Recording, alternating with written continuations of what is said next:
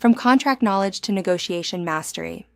As we transition into Chapter 4, we move beyond understanding contracts into actively leveraging them.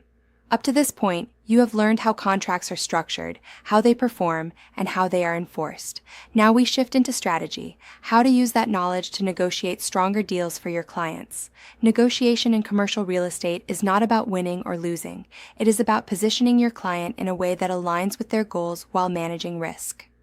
Every term in the contract, from earnest money to contingencies to closing timelines, becomes a negotiation tool. This section builds directly on chapters 1 through 3. Without a strong understanding of contract law, timelines, and enforcement, negotiation becomes guesswork. With that foundation, negotiation becomes intentional and strategic. Understanding leverage. The core of every negotiation. Leverage is the ability to influence the outcome of a negotiation. In commercial real estate, leverage can come from multiple sources, including market conditions, property demand, financial strength, and timing. For example, in a seller's market like parts of Scottsdale or Chandler, sellers may have the leverage to demand higher earnest money, shorter due diligence periods, and fewer contingencies.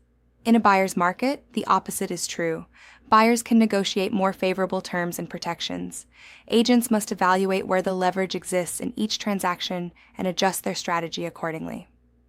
Negotiating beyond price, where the real value exists. One of the biggest mistakes agents make is focusing solely on price. In commercial real estate, many of the most important negotiations happen outside of the purchase price.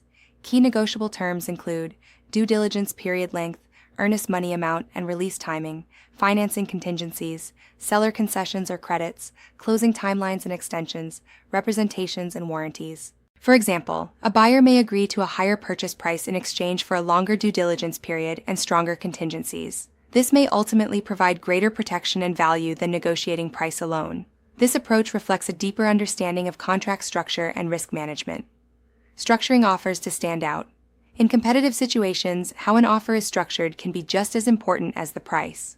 Sellers often evaluate offers based on certainty of closing, not just financial terms. For example, a buyer with strong financial backing who offers a shorter due diligence period and a larger earnest money deposit may be more attractive than a higher-priced offer with multiple contingencies. This ties directly to the concept of consideration and risk allocation discussed in Chapter 2. A stronger offer reduces uncertainty for the seller while still protecting the buyer's interests. Using contingencies as strategic tools. Contingencies are often viewed as protections, but they are also powerful negotiation tools. Adjusting contingencies can significantly impact the attractiveness of an offer. For example, a buyer may choose to shorten the inspection period to make their offer more competitive, while still maintaining critical protections such as financing or environmental contingencies. However, reducing contingencies increases risk. Agents must carefully balance competitiveness with protection. This ties back to AAC R4-281101, which requires agents to exercise reasonable care and ensure that clients understand the risks involved in their decisions. Communication and professionalism in negotiation. Negotiation is not just about contract terms, it is also about communication. How agents present offers, respond to counteroffers, and interact with other parties can significantly impact outcomes. Professionalism and clarity are essential. Miscommunication can lead to misunderstandings, disputes, and even failed transactions. For example, failing to clearly communicate a contingency or misunderstanding a counteroffer can result in unintended contractual obligations. This reinforces the importance of accuracy and transparency throughout the negotiation process. Real-world scenario, winning without the highest price. Consider a buyer competing for a commercial property in Gilbert. Another buyer submits a higher offer, but with multiple contingencies and a long due diligence period. Your client submits a slightly lower offer, but includes a larger earnest money deposit, a shorter due diligence period, and strong financial documentation. The seller chooses your client's offer because it provides greater certainty of closing. This example demonstrates that negotiation is about more than price. It is about presenting a complete and compelling package. Agent responsibilities, advising without overstepping. Agents must guide clients through negotiation while staying within their professional boundaries. They must provide insight, explain risks, and recommend strategies, but they must avoid making decisions on behalf of their clients. Under AAC R428-1103, brokers are responsible for supervising negotiation practices and ensuring compliance with legal and ethical standards. For example, an agent should explain the risks of waiving contingencies, but ultimately allow the client to decide how to proceed. This balance is critical to maintaining professionalism and avoiding liability. Connecting strategy to the contract lifecycle. This section represents the evolution of everything we have learned so far.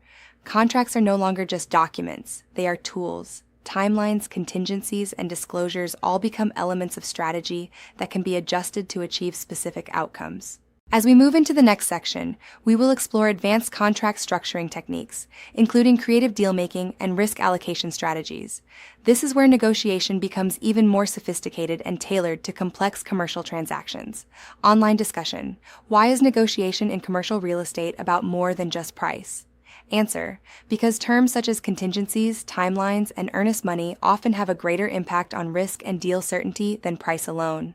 What is leverage in a negotiation?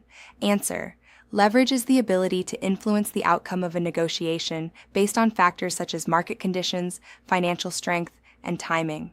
How can contingencies be used strategically in a negotiation? Answer: contingencies can be adjusted to make an offer more attractive while still protecting the buyer, but reducing them increases risk.